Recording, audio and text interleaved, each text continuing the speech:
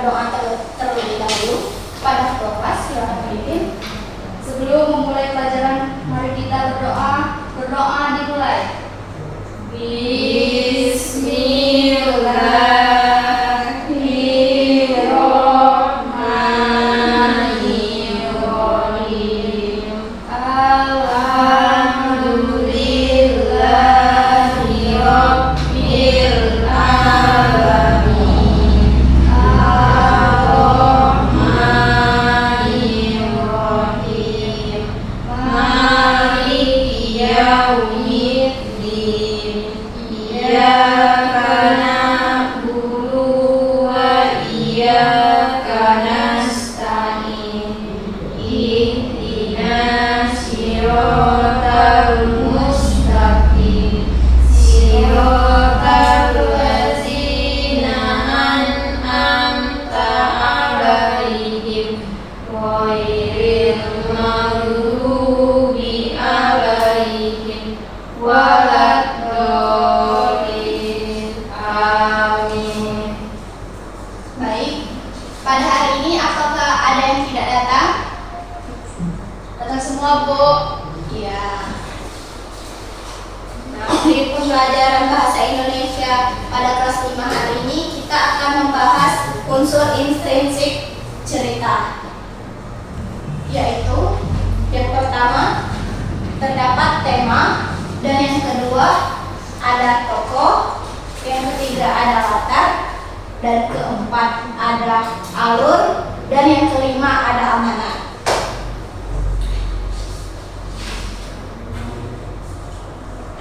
Baik, sebelumnya apa sih yang dimaksud dengan unsur intrinsik cerita? Unsur intrinsik cerita adalah unsur yang membangun karya sastra atau komponen-komponen yang harus ada di dalam cerita. Nah, di dalam unsur intrinsik cerita tadi terdapat menjadi 5 bagian. Yang pertama ada tema. Apa sih yang dimaksud dengan tema? Tema adalah ide atau pokok gagasan yang melatar belakangkan sebuah cerita. Dan yang kedua adalah tokoh. Tokoh yaitu pada pembelajaran kita hari ini yaitu unsur intrinsik. Apa sih yang dimaksud unsur intrinsik? Unsur intrinsik adalah unsur-unsur yang membangun karya sastra atau komponen-komponen yang harus ada di dalam sebuah cerita. Nah, unsur intrinsik terdapat menjadi 5 komponen. Yang pertama ada tema, yang kedua ada tokoh, dan yang ketiga ada latar, dan keempat ada alur, dan yang kelima ada amanat. Unsur intrinsik menjadi 5 komponen. Yang pertama tema. Tema yaitu ide atau gagasan yang melatar belakangi suatu cerita. Dan yang kedua ada tokoh. Tokoh adalah pelaku di dalam sebuah cerita tersebut. Dan yang ketiga ada latar. Latar tempat, waktu, pelaksanaan dalam sebuah cerita. Dan yang keempat ada alur. Alur yaitu rangkaian peristiwa yang terjadi. Alur dapat dibagi menjadi 3. Yang pertama alur maju, yang kedua alur mundur, dan yang ketiga alur campuran. Yang kelima ada amanat, yaitu pesan moral yang disampaikan kepada penulis untuk pembaca. Siapa yang suka membaca dongeng? Saya, Bu. Iya, Yolanda. Apa yang kamu ingat pada bagian yang paling penting?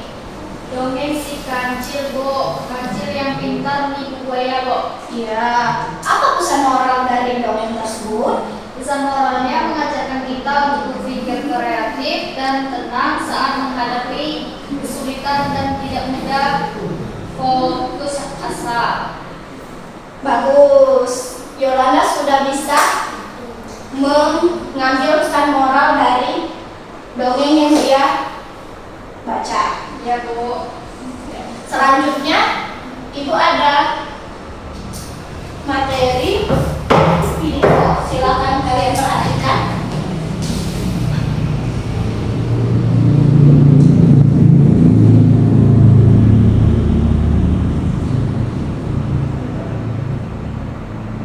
Baru Lost edisi Pokemon. Wah, seru banget. Beli sekarang. Abang hobi when you being nutrient right, milk dan almond oilnya. Itu siluman advancednya bikin kulit kita cerah dalam 7 hari. Halo teman-teman semuanya, apa kabar? Semoga selalu baik ya. Pada kesempatan kali ini kita akan mempelajari tentang unsur-unsur intrinsik dari sebuah cerita. Sebelumnya kita simak dulu ya cerita berikut. Kelinci Kecil dan Burung Pipit, karya Desri M. Putri. Aduh, sakit. Suara kelinci kecil menggelegar di sudut kebun Pak Rusa. Wajahnya tampak seperti kapas dan titik-titik air mulai membanjiri matanya. Ia terduduk di tanah sambil memegangi kakinya. Burung Pipit yang sedang bertengger di dahan pohon dekat kebun itu segera terbang menghampirinya. Ada apa, kelinci kecil? Kakiku terantuk batu lalu aku jatuh, jawab kelinci kecil sambil meringis kesakitan. Apa yang kamu lakukan di sini? Tanya Burung Pipit. Aku mau mengambil wortel itu. Kelinci kecil menunjuk ke arah tanaman wortel di kebun Pak Rusa. Wah, kamu mau mengambil wortel Pak Rusa tanpa izin? Tanya Burung Pipit. Iya, aku melihat daun-daun tanaman wortel itu melambai-lambai memanggilku, jawab kelinci kecil dengan kepala tertunduk. Sebaiknya kamu minta izin dulu ke Pak Rusa. Aku sering melihat Pak Rusa membagikan wortel-wortelnya ke binatang lain yang membantunya berkebun. Burung Pipit menjelaskan. Mengapa kau berada di luar sarang? Pak Singa Raja Hutan memerintahkan supaya semua penghuni hutan tinggal di sarang masing-masing. Saat ini ada wabah penyakit yang sedang menyebar ke seluruh hutan. Aku bosan, aku 2 minggu berdiam di sarang, jawab kelinci kecil. Pikirannya menari-nari teringat pesan ibu tadi pagi. Ibuku bilang hanya induk-induk binatang yang boleh keluar secara bergantian untuk mencari persediaan makanan. Bila bertemu dengan binatang lain, tidak ada yang boleh bersentuhan. Harus menjaga jarak dan kebersihan supaya tidak tertular penyakit ini. Ibumu benar. Kau seharusnya mematuhi perkataannya, tegas Burung Pipit. Kau bisa membantu ibu membersihkan sarang, memasak atau berolahraga bersama, saran Burung Pipit. Pipi kelinci kecil merona kemerahan, lalu ia berkata dengan suara lirih. Ibuku pun mengatakan hal yang sama, tetapi aku tidak mengacuhkannya. Diam-diam aku pergi dari sarang dan inilah yang terjadi. Sebaiknya kau segera pulang dan meminta maaf pada ibumu, balas Burung Pipit. Iya, aku akan segera melakukannya. Terima kasih Burung Pipit sudah menyadarkanku. Kelinci kecil bergegas pulang dan berjanji dalam hati tidak akan mengulangi perbuatan ini lagi.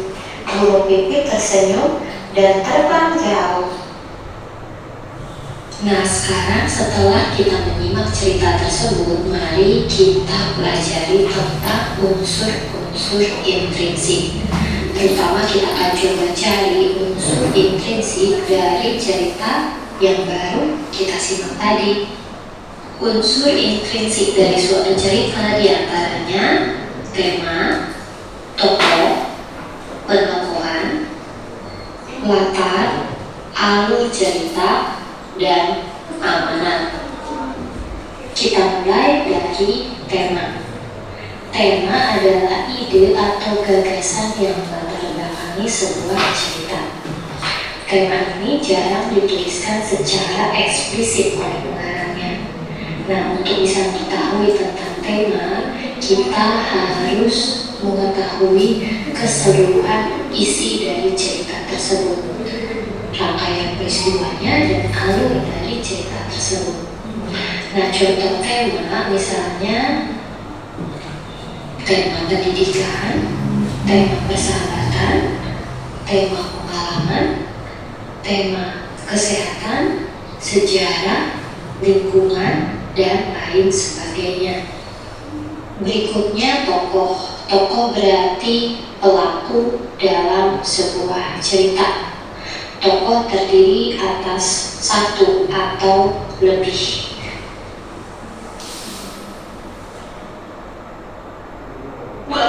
Waktunya gini, jadi saya mantap coba-cobanya, bikin dong.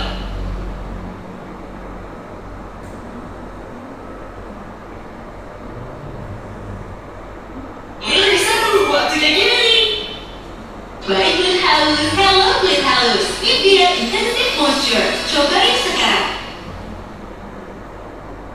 Nah, berdasarkan pengelompokannya, tokoh dibagi menjadi 3, yaitu tokoh protagonis, tokoh utama, kemudian tokoh antagonis, berarti tokoh penentang dari tokoh utama atau tokoh lawan, dan tokoh tritagonis, yaitu tokoh penengah atau pendukung. Berikutnya pengokohan. Pengokohan adalah cara pengarang untuk menggambarkan watak atau sifat dari tokoh-tokoh dalam cerita. Berikutnya alur. Alur nama lainnya adalah plot ya. Alur merupakan urutan kejadian atau peristiwa yang membentuk sebuah cerita. Secara umum jalan cerita itu terbagi ke dalam 3 jenis. Yang pertama alur maju, yang kedua alur mundur, dan yang ketiga alur campuran. Apa sih maksudnya? Alur maju berarti alur yang susunan ceritanya itu runtut mulai dari awal waktu sampai ke waktu-waktu berikutnya, mulai dari pengenalan, peristiwa, konflik, hingga penyelesaian. Sedangkan alur mundur, alur yang mulai dari peristiwa terakhir lalu mundur ke peristiwa awal atau peristiwa masa lalu. Jadi alur mundur biasanya digunakan untuk menceritakan kilas balik peristiwa masa lalu. Nah, yang ketiga alur campuran. Alur ini merupakan alur gabungan dari alur maju dan alur mundur. Biasanya disampaikan secara urutan sekaligus menyisipkan cerita di masa lalu dan masa sekarang. Nah, berikutnya latar. Apa sih yang dimaksud dengan latar itu? Latar atau sering juga disebut setting meliputi waktu, tempat, dan suasana dalam cerita. Latar ini berfungsi untuk memperkuat situasi terhadap jalannya sebuah cerita. Latar terbagi menjadi 3, yaitu latar tempat, latar waktu, dan latar suasana. Latar tempat berarti tempat terjadinya suatu peristiwa dalam cerita tersebut. Sedangkan latar waktu berarti waktu terjadinya peristiwa. Misalnya jam berapa, hari apa, musim apa, tahun apa, dan sebagainya. Yang lainnya latar suasana, berarti menyangkut suasana yang terjadi dalam peristiwa tersebut. Misalnya bahagia, sedih, sukacita, tegang, dan lain sebagainya. Nah, yang terakhir adalah amanat. Amanat merupakan pesan yang disampaikan oleh pengarang. Biasanya amanat mengandung nasihat atau pesan moral yang tujuannya untuk direnungkan kembali oleh pembaca. Jika hal baik bisa ditiru, jika tidak baik berarti harus dihindari. Nah, sekarang mari kita cari unsur intrinsik dari cerita Kelinci Kecil dan Burung Pipit. Nah, sesudah menonton, kita akan mencari unsur intrinsik dari video yang sudah kita tonton tadi. Nah, yang pertama, tema. Apa tema dari video tersebut?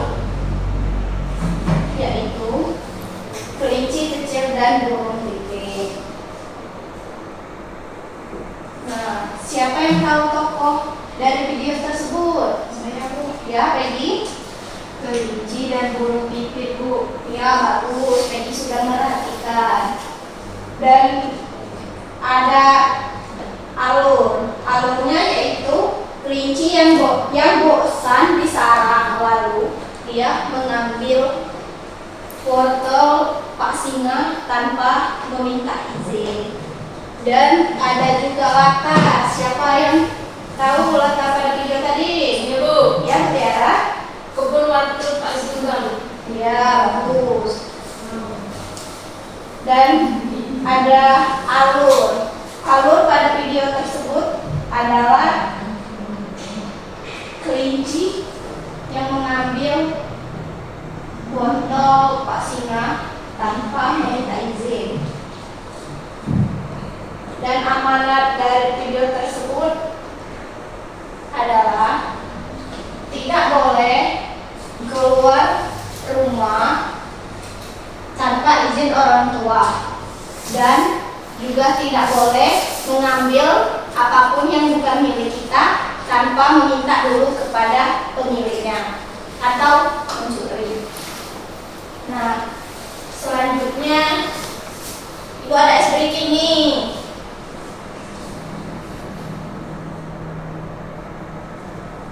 Kita lihat dari judul.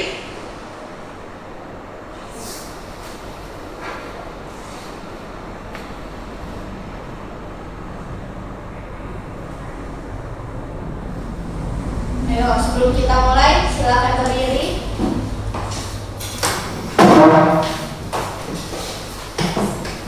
Yolanda, Peggy, silakan berdiri. Kita ice breaking.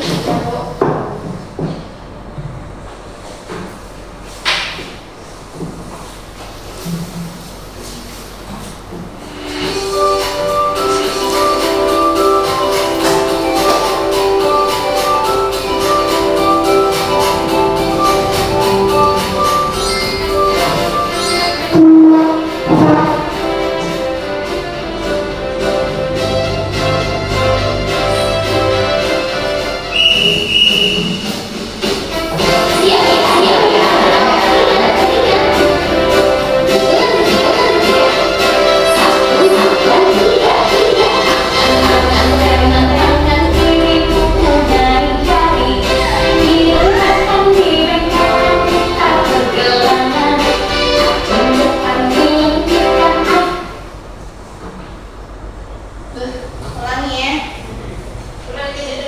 Jadi langsung begini.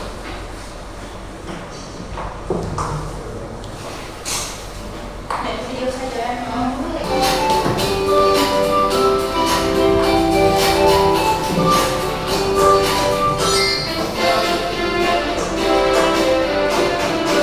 Ayo, silakan dipraktekkan.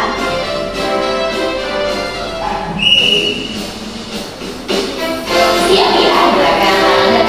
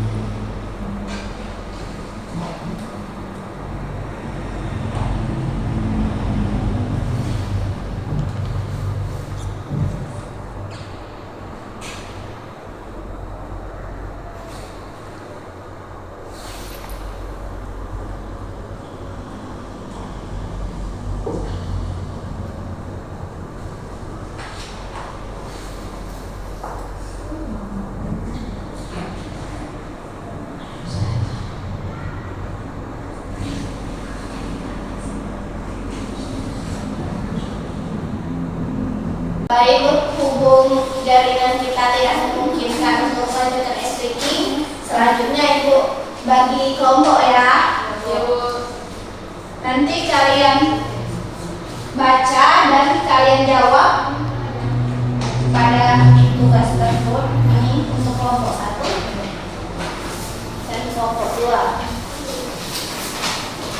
Ibu beri waktu 5 menit untuk membaca cerita dan menjawab pertanyaan bawahnya. Ya, Bu.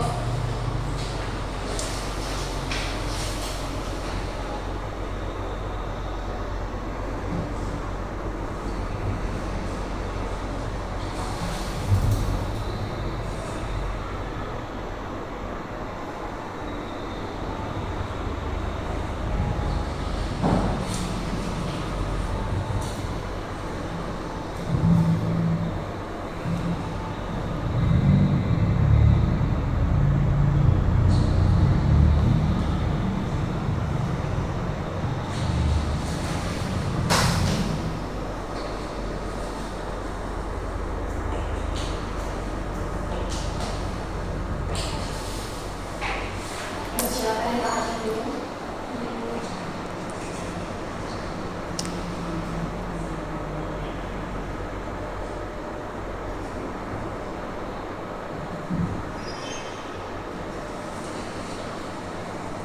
Pada kelompok 2 sudah bisa menyimpulkan penjawabnya.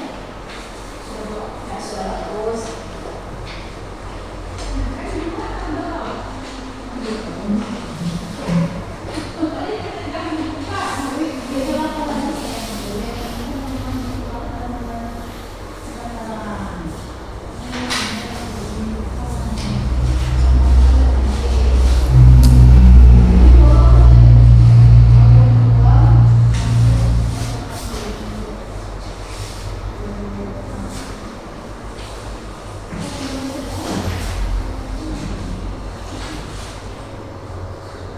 Baik, waktunya sudah habis. Siapa yang mau membacakan paragraf tersebut?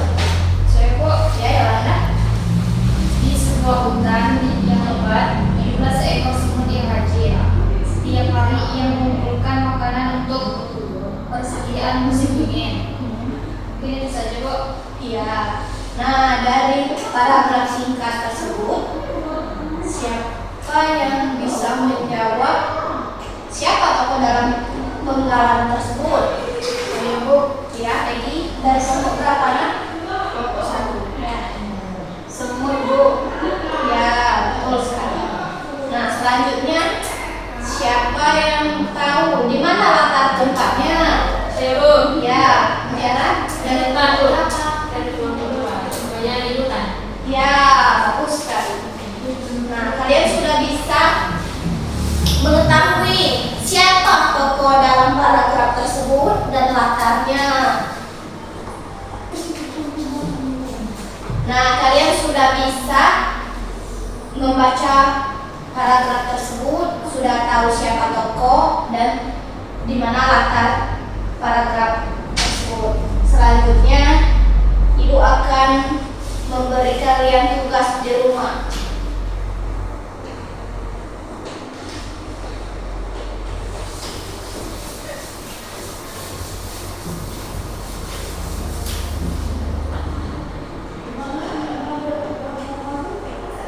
Tugasnya yaitu yang pertama, kalian boleh menyimak cerita apa saja di rumah.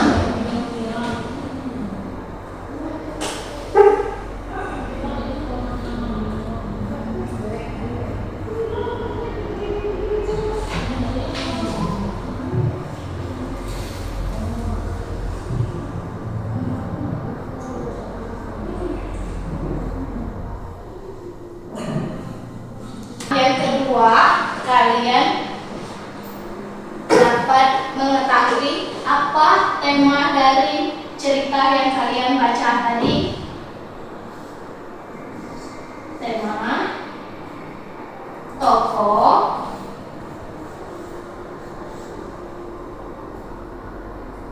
latar,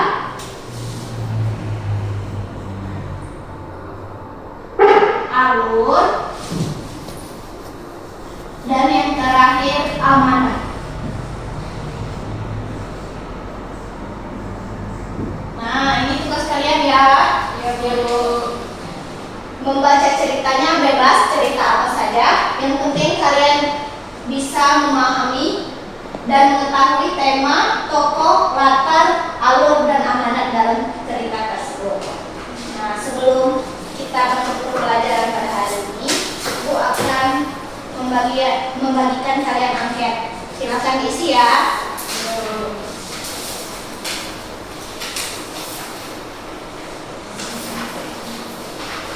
Kalau sudah selesai, nanti kumpul sama Ibu juga.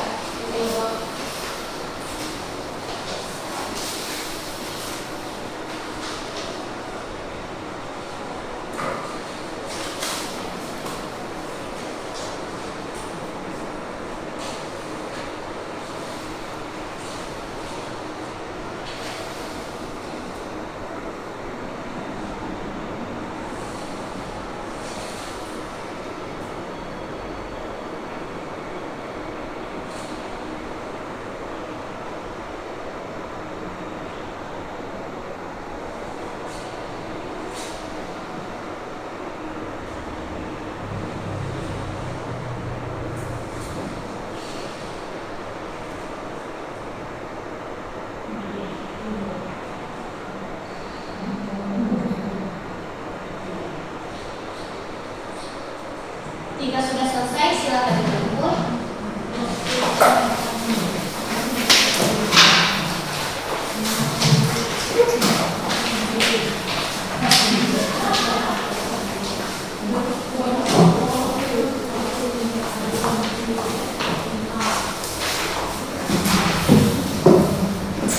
Baik, pembelajaran kita sudah selesai dan pembelajaran kita hari ini siapa yang dapat menyimpulkan? Saya, Bu. Ya, Peggy, silakan. Jadi kesimpulan dari pelajaran kita hari ini adalah kita memahami bentuk utama sebuah cerita, yaitu meliputi tema, tokoh, alur, latar, dan amanat, dan membantu kita membaca secara kritis, mendalami pesan penulis atau menganalisis karya sastra dengan baik. Baik, ya. Karena sekarang jam kita sudah habis dan waktunya istirahat,